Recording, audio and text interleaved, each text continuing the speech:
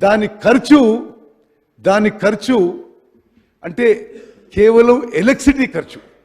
Kaleshwaram project పూర్తి స్థాయిలో నడిపించినప్పుడు అన్ని పంపులు కూడా మరి పూర్తి స్థాయిలో నడిచినప్పుడు 10,374 కోట్లు ఎలక్ట్రిసిటీ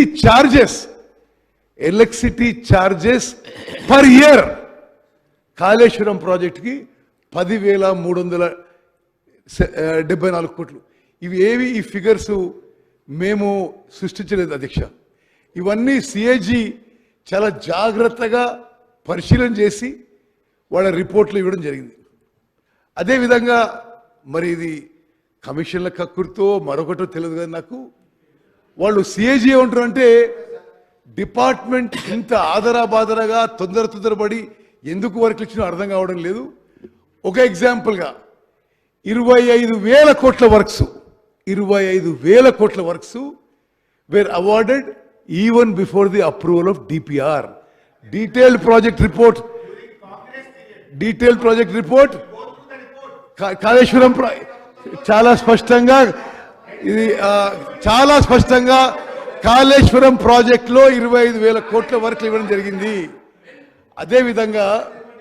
అదేవిధంగా మల్లన్న సాగర్ విషయంలో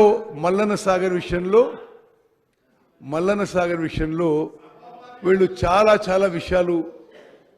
విషయాలు చాలా గొప్పగా చెప్పుకున్నారు. సిఏజీ రిపోర్ట్లో ఒక చాలా ప్రమాదకరమైన అంశం వాళ్ళు ప్రస్తావించారు. Mallanna Sagar is the largest reservoir in the project, constructed with a huge capacity of 50 TMC. A preliminary study revealed that there was a deep-seated vertical fault in the present location.